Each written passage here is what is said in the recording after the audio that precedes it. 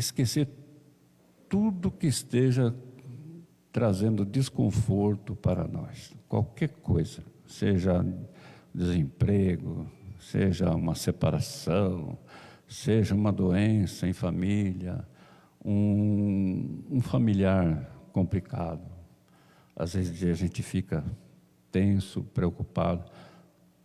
Esquece tudo isso. Pensa em Jesus. Mentaliza a figura de Jesus. Nosso amigo, nosso guia, modelo, irmão, pai. Está sempre do nosso lado, sempre conosco. Pensa nele e pensa nos seus entes queridos. E vamos fazer uma prece das fraternidades para que a gente se coloque em conexão com a espiritualidade. Vamos fechar os olhos. Nosso Divino Mestre e Salvador, fortalecei-nos e amparai-nos, para que possamos ajudar as forças do bem a transformar o mundo. Veneráveis mensageiros celestes, auxiliares de Jesus, fortalecei-nos e amparai-nos, para que possamos ajudar as forças do bem a transformar o mundo. Pai nosso, Criador nosso, fonte eterna de amor e de luz, fortalecei-nos e amparai-nos, para que possamos ajudar as forças do bem a transformar o mundo. Pedro, liga o microfone do Nilton. Não precisa tirar, não.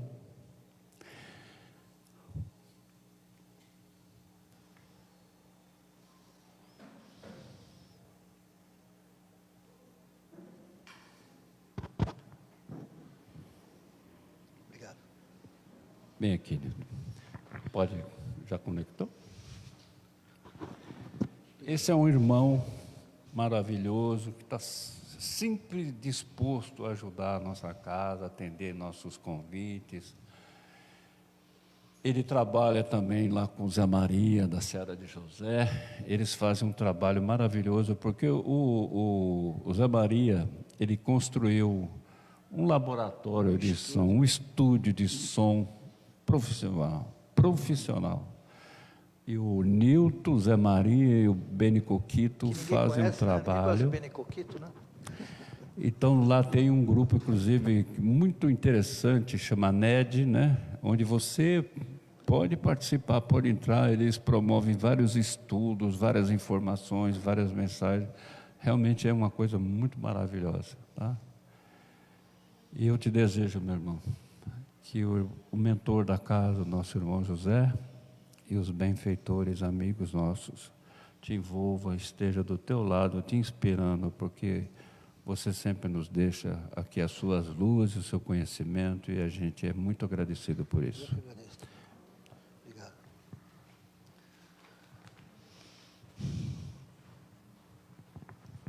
Boa tarde a todos. Eu sempre gosto de iniciar as minhas exposições levando uma palavra de conforto, de alívio, uma palavra de autoajuda, porque nós estamos passando um período, é o que é dito, né, entre nós mesmos, nas redes sociais, um período muito difícil, mas eu estou na contramão disso aí. Eu digo que nós estamos passando um período maravilhoso. Nós estamos na era da luz verdadeiramente. Tudo que nos está acontecendo, na realidade, vocês imaginem a casa nossa, fechada durante várias décadas, com as janelas fechadas, e a gente não percebe aquela sujeira, menor que seja, né? A gente varre, limpa o que a gente consegue enxergar, que é muito pouco, e a sujeira vai se acumulando. Em determinado momento, fica insuportável viver nessa casa. A gente sabe, se não fizer uma boa faxina, né, vem insetos, o cheiro. E você vai e abre a janela. Quando a luz entra, você percebe tudo aquilo que nós não fizemos e precisamos fazer imediatamente. Então hoje, na realidade, com a era da luz, o momento em que Jesus nos falou que nós teríamos, que é a escolha entre o trigo e o joio, nós estamos todos expostos a nós mesmos, a nossa consciência, o nosso compromisso, o nosso projeto reencarnatório. Então o que ocorre? Todas essas pessoas que estão além dos nossos olhos, né?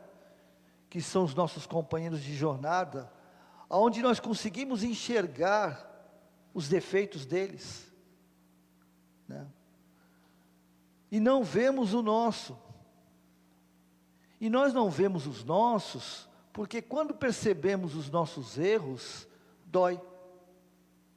Dói muito. Tanto é que nós temos um processo que a gente, de alguma maneira, transfere para o outro aquilo que está se doendo em nós. Eu estou falando tudo isso porque eu tenho ouvido muito, tenho me perguntado muito com relação à nossa pátria. Todos nós sabemos que Humberto de Campos, através de Francisco Cândido Xavier, psicografou o livro Pátria do Evangelho, né? Coração do Mundo, Brasil, Pátria do Evangelho, Coração do Mundo. E muitos de nós estão começando a não acreditar em função do que nós estamos passando.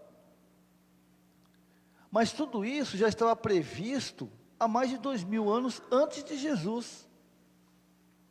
E eu quero hoje trazer para vocês isso.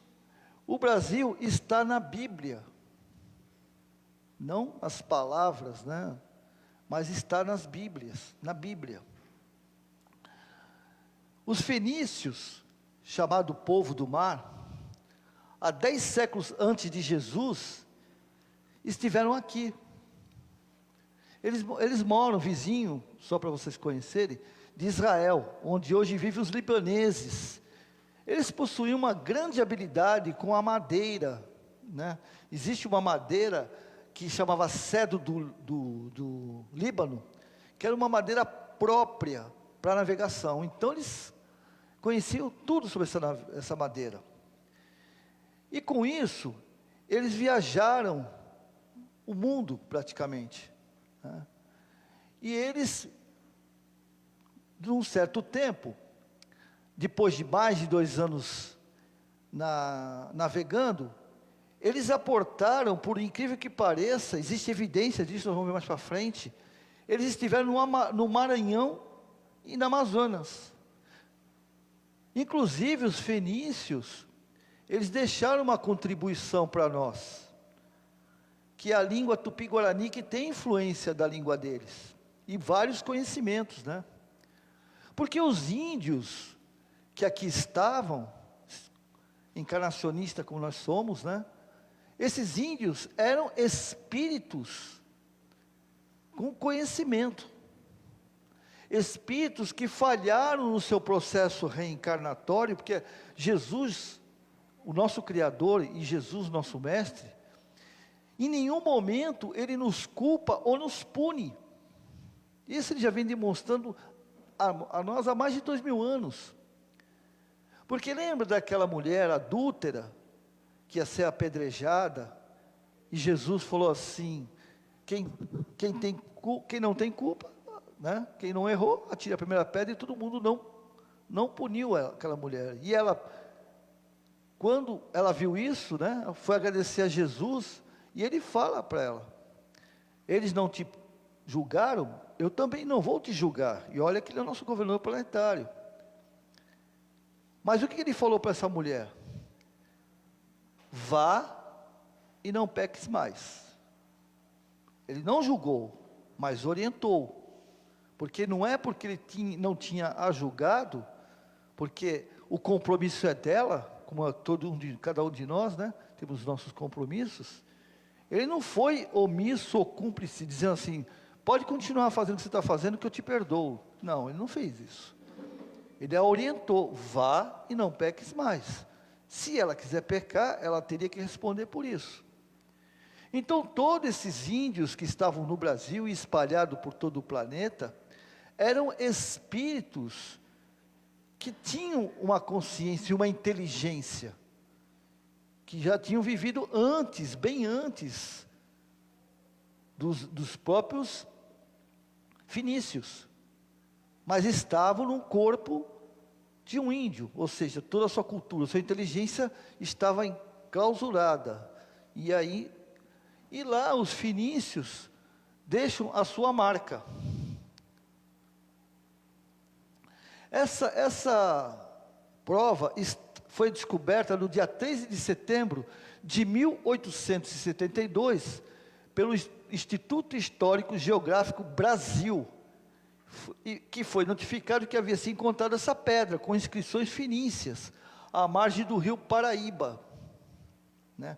Porém, na época eles não acreditaram, falaram que não, isso deve ser alguém que, né, fez isso para poder chamar atenção, e simplesmente deixaram isso em 1872.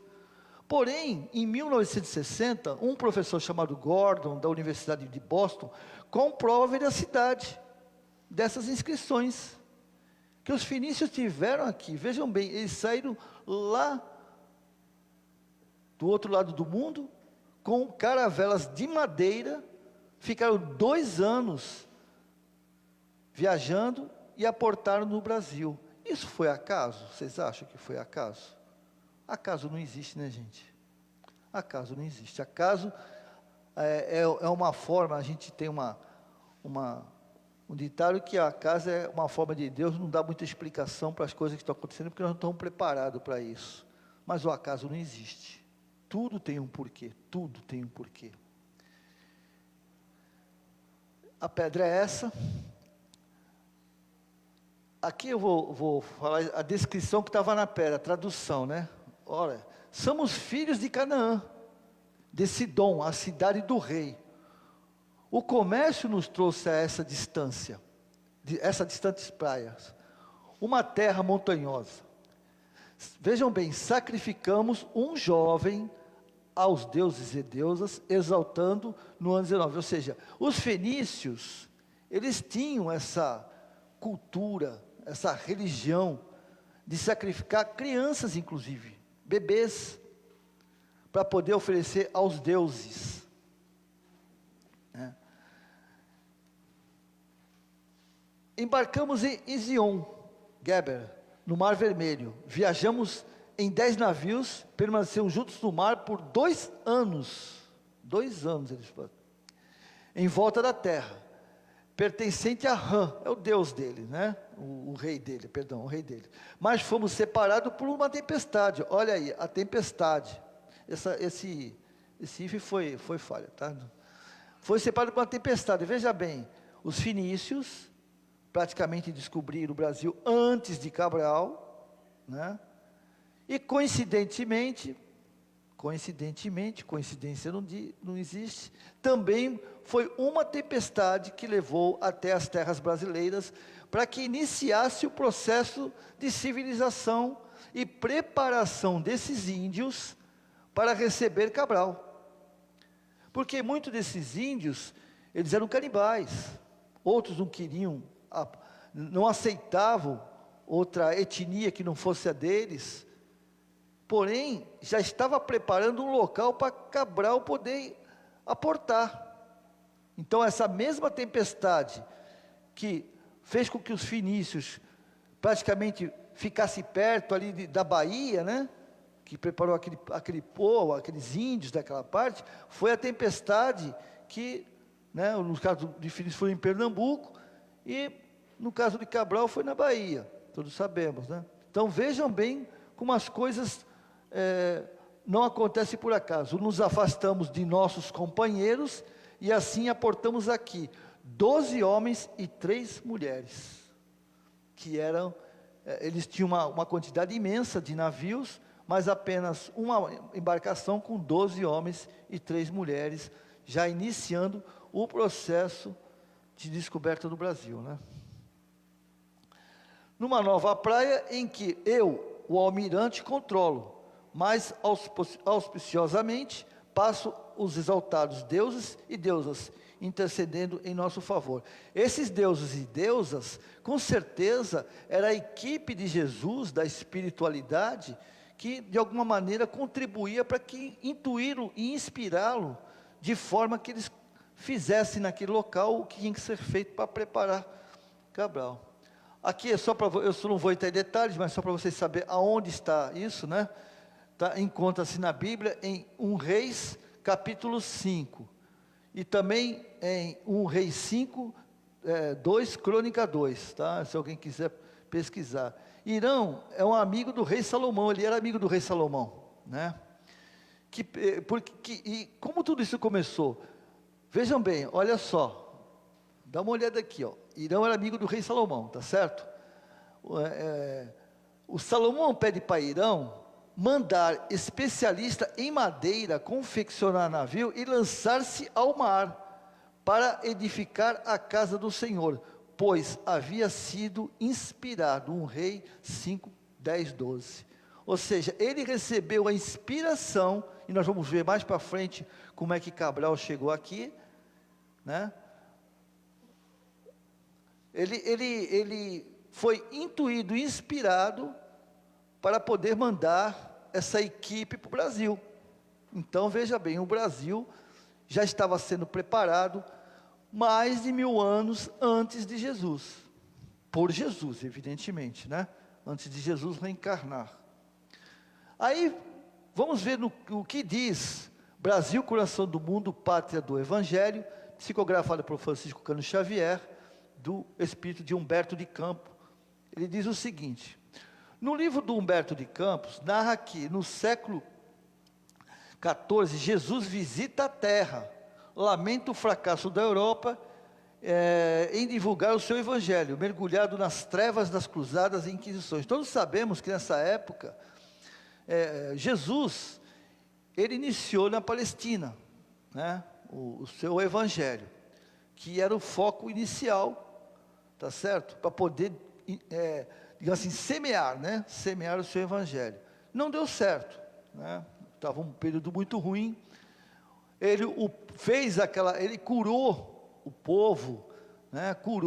Fez curas milagrosas. Veja bem, pessoas paralíticas de nascença se curaram, né?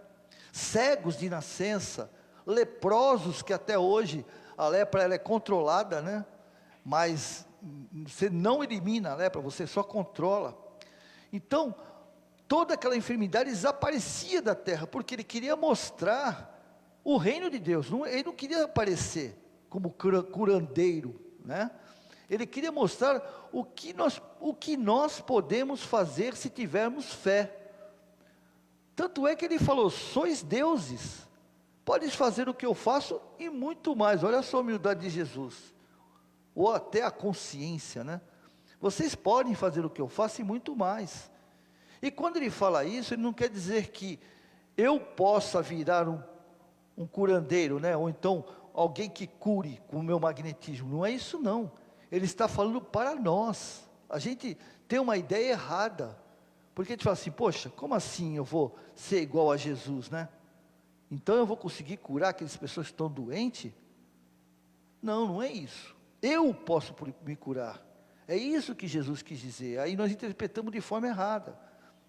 Porque todos nós, se estamos reencarnados, é porque todos nós estamos enfermos, de uma forma ou de outra.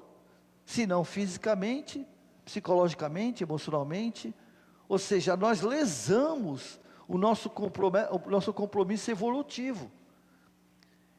E assim Jesus fala para nós: você pode se curar. E consequentemente você curará o outro à sua volta, porque ninguém pode dar aquilo que não tem. Não é verdade? Então Jesus nos mostrou isso, que nós podemos. Aí ele, com isso, ele fica, né? Isso é uma metáfora, que eu particularmente não acredito que Jesus fique triste, aborrecido, com raiva, nem deseja perdão. Jesus, ele tem compaixão por nós. E quem tem compaixão não tem pena. Quem tem compaixão não se aborrece. Quem tem compaixão simplesmente compreende. Que nem nós, uma criança, nós adultos aqui, uma criança de 3, 4 anos de idade começa a fazer traquinagem aqui, a gente até diverte, né? Mas a gente não vai se revoltar com a criança porque sabe que é uma criança. E nós, para Jesus, somos muito menos que uma criança, nós estamos no berçário ainda, né? A nível de conhecimento. Então acompanha os seus mensageiros, onde encontrava-se Ismael, né, e Eliu. Ele volta-se para a terra da região do Cruzeiro, que já é o Brasil, né, e roga as bênçãos a Deus, né, pede autorização a Deus, e informa aos que o acompanhavam, que era uma equipe imensa, né, para que ali transplantaria o seu evangelho do amor, porque esse evangelho iniciou na Palestina, né, e depois de lá, ele fez o quê? Ele tentou preparar a França, né? No caso a Europa. Por quê? Porque a França receberia Allan Kardec, já seria um mundo mais desenvolvido, a França era religiosa, então seria ali que iniciaria o projeto do replantio, né? Antes daqui seria o replantio. Mas como não deu certo, devido a todas as cruzadas, inquisições, esse problema, o que ele fez? Ele pegou essa terra virgem, pura, limpa, né, que já está sendo preparada, e para cá ele transplantou o seu evangelho. Ele volta-se para Eliu, né, e fala o seguinte: nas regiões do Cruzeiro se realizará a epopeia do meu evangelho. Ela estará, antes de tudo, vejam bem, gente, até me arrepio, é Jesus falando. Nós estamos esquecendo disso. Nós estamos criando paradigmas, estamos criando medos, fobias em cima de coisas, quando na realidade Jesus, isso não é inventado, isso está num livro onde Chico Xavier, Humberto de Campos, nos transformou. E diz o seguinte: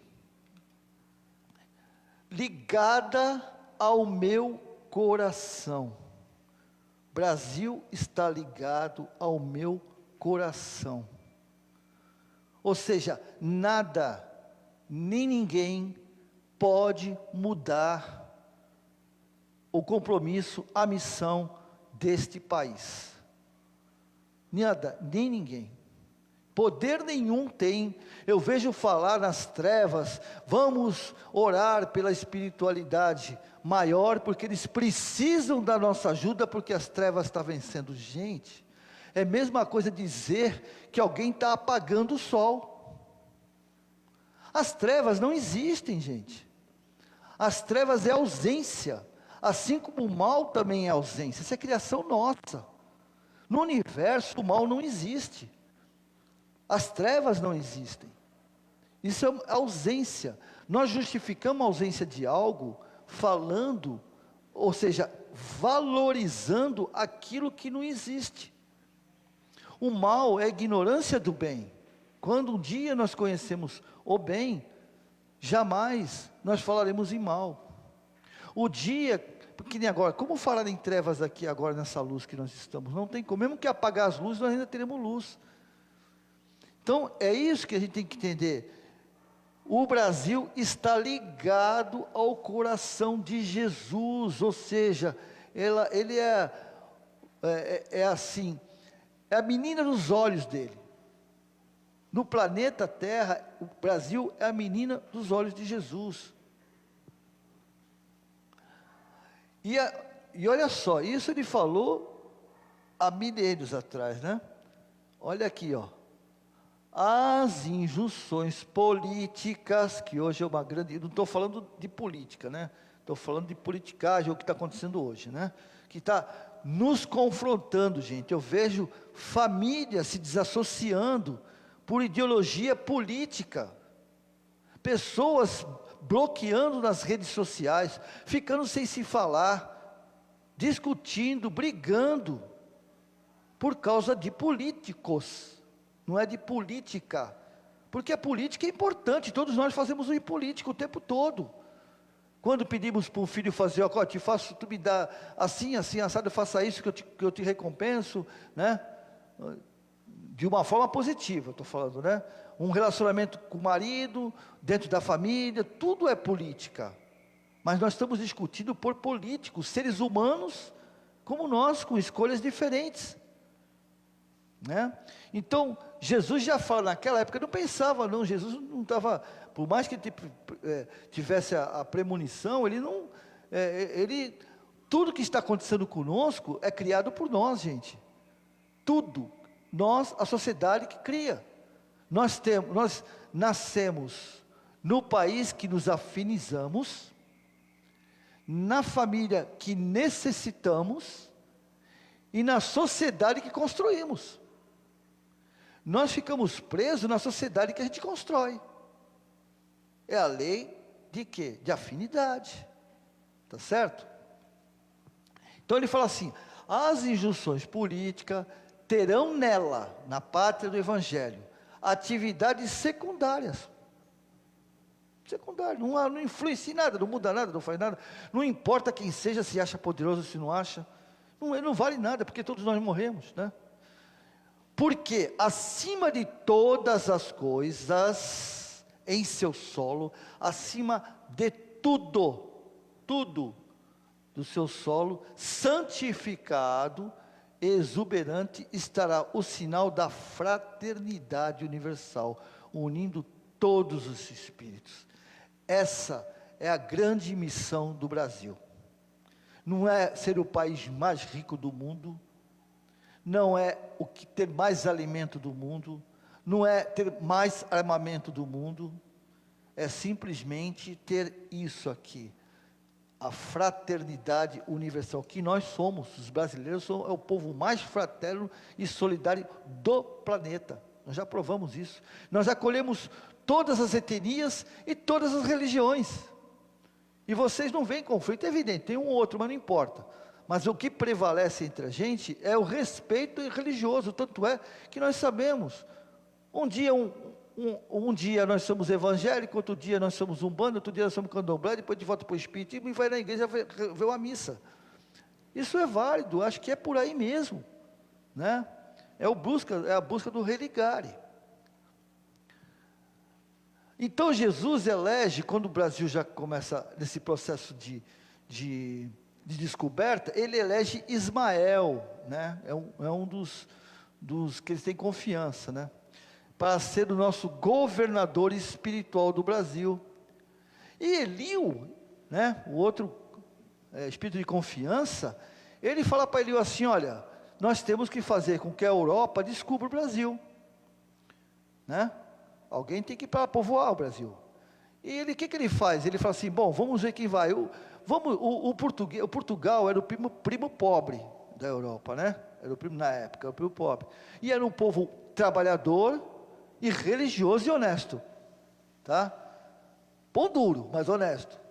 Então, o que acontece? Ele é escolhido o povo, e Eliu, ele reencarna como Henrique de Sagres, inspirado por tudo aquilo que já conhecia, apesar de ele ser um discípulo de Jesus, assim, o mais chegado de Jesus, mesmo assim, ao reencarnar, a gente sabe que o véu do esquecimento vem com ele, mas ele tinha o quê? A inspiração e a intuição. A inspiração ocorre pelos amigos espirituais, e a intuição é pelo conhecimento daquilo que nós já temos, e essas duas coisas levou ele a fundar, né, a escola de Sagres, em Portugal, mas só que veja bem, como ele tinha esse processo do véu do esquecimento, ele faz isso para, na realidade ele faz isso para encontrar os caminhos das Índias, porque na época era a coqueluche do momento, né? Ou seja, porque as Índias todo mundo sabia que tinha muita especiarias, né? Então ou seja, era o local de ganhar dinheiro, né? Mas não foi para isso que ele reencarnou. Ele reencarnou para poder preparar o povo, né, os navegadores, a descobrir o Brasil, tá certo? Ou redescobrir o Brasil, né?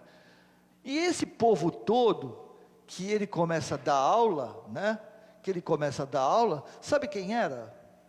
Os fenícios reencarnados, aqueles que já conheciam a rota, só, mais uma vez, reencarnando, esquecemos, não é assim?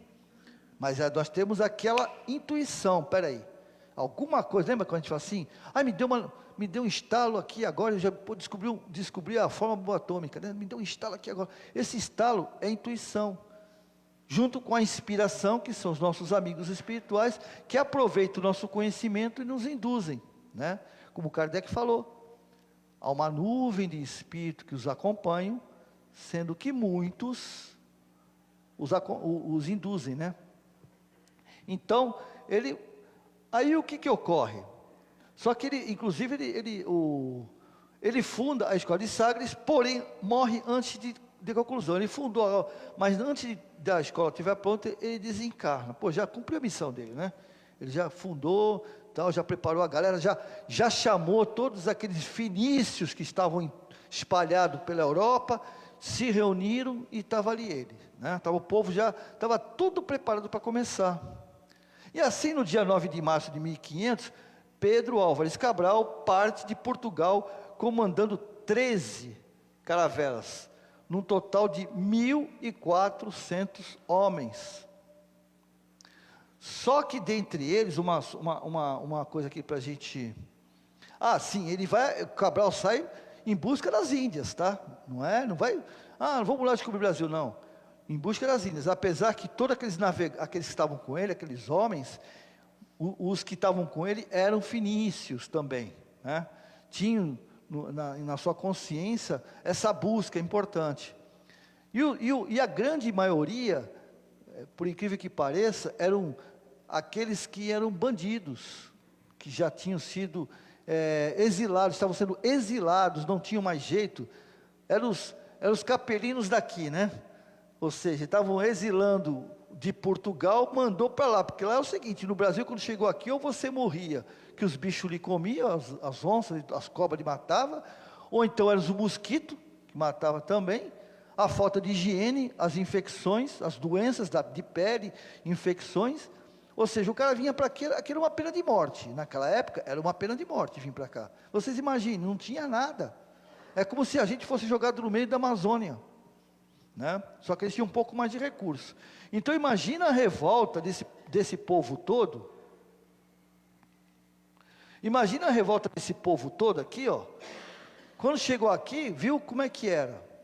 Muitos deles se revoltaram, teve gente que tentou até fugir, pegaram o barco dos índios lá e tentaram ir embora, só que não dava certo, né? Era um momento de loucura só, porque foi complicado para esse povo, não é? Hoje nós temos o Brasil que tem, mas naquela época era complicado, né? Então ele aporta no Brasil, na Bahia, né? No dia 22 de abril, 21 ele chegou, né? Dia 22 ele aportou, tá certo? Ele chegou dia 21, né?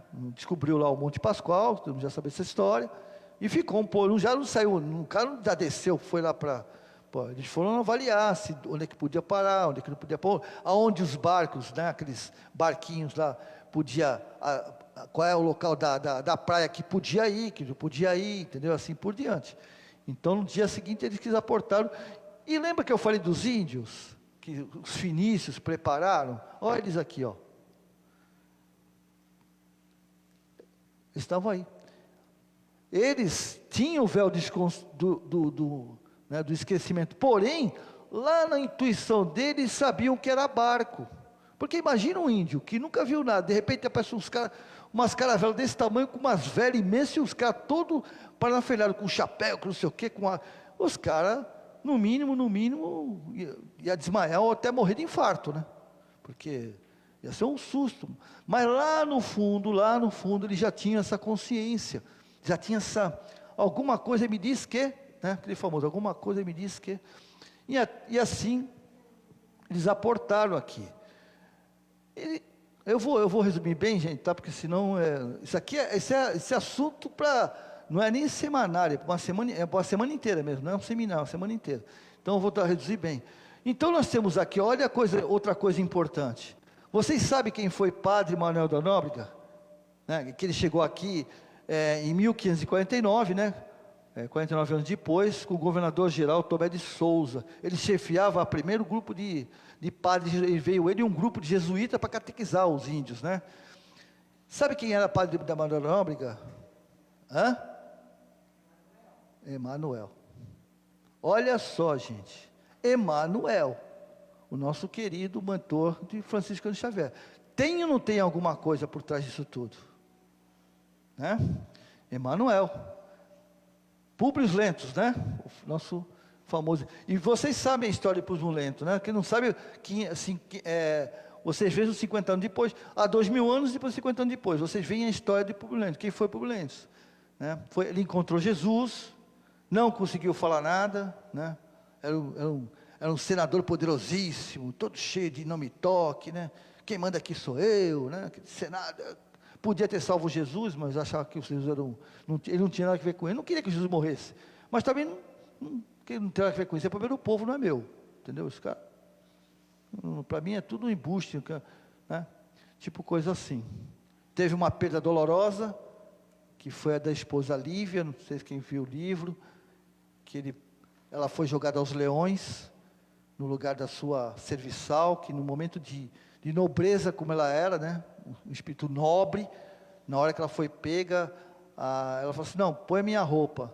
Não, põe minha roupa. E a serviçal sai, que ela amava muito a serviçal, e ela é levada aos leões, e quando o Públio Lentos chega na arena, ele vê a mulher morrendo. Não dá tempo ainda de falar, não tem nem como parar o leão. Como é que você vai parar o leão? Por mais poderoso que você seja, não tem leão que obedeça, né? E Dom Pedro II? Ele é a reencarnação de alguém famoso. Quem foi? Gaio Cássio Longinos. Sabe quem é Gaio Cássio Longinos? Esse cara aqui, ó.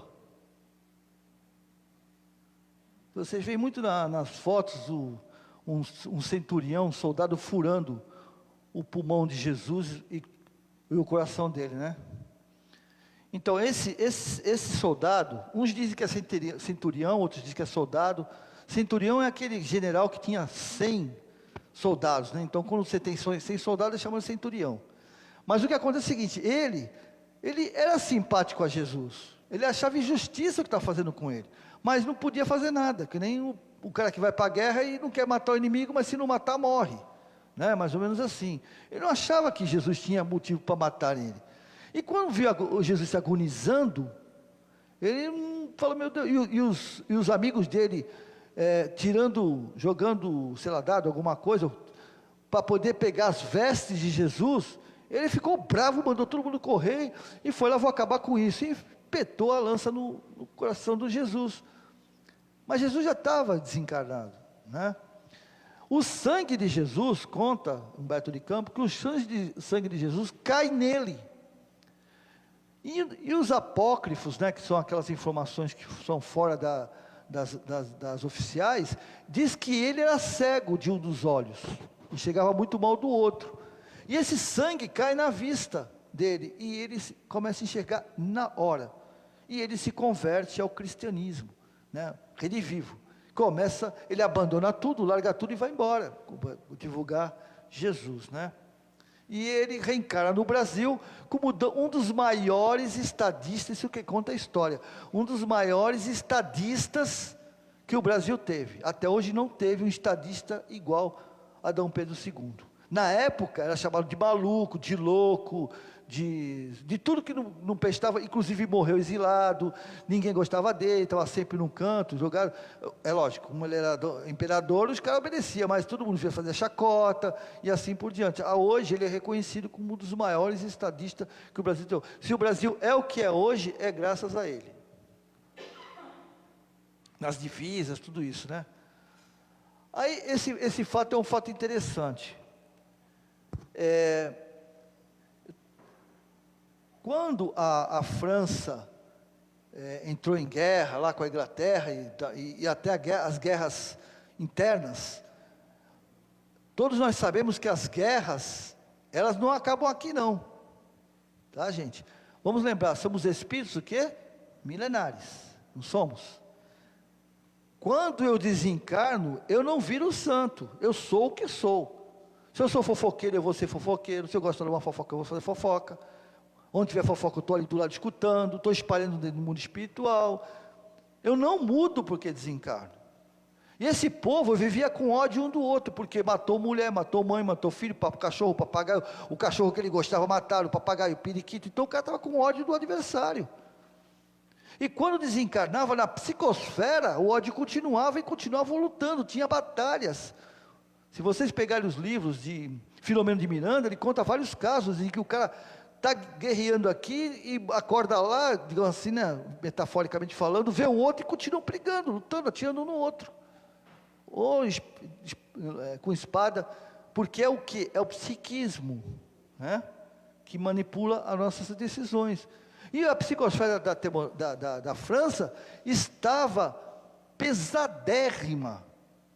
E dali a uns 200 anos, 150 anos, Kardec reencarnaria para cumprir a sua tarefa, sua missão pessoal e sua tarefa coletiva.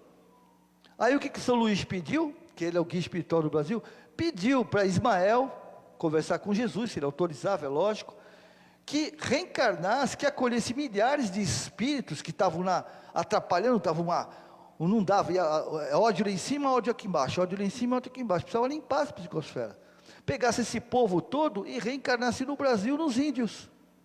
Lembra dos índios lá dos fenícios, que eram espíritos também desorientados, tinham conhecimento, mas precisaram pegar um corpo que enclausurasse? A mesma coisa aconteceu conosco aqui a partir de 1500. Por quê? Porque esse povo todo, que vivia com ódio, ele foi o quê? Encarnou nos índios. É lógico, não é assim, tá? É uma coisa, todo um trabalho. Tem um processo dos laboratórios espirituais, né? Para poder fazer com que manipular o perispírito. É importante que a gente entenda isso.